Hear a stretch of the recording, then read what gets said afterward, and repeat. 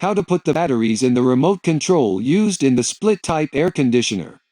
Remove the battery cover in the direction of the arrow. Insert the new batteries, making sure that the positive and negative poles of the batteries match perfectly. Reattach the cover by sliding it into the final position. Observation. Use two LR03 AAA 1.5-volt batteries. Do not use rechargeable batteries. Replace batteries with the same type when the display becomes cloudy. If the replacement is made within 1 minute, the remote control preserves the original setting. However, if you wish to change the setting from heat pump to cooling only or from cooling only to heat pump, you must install the batteries 3 minutes after removing the old batteries.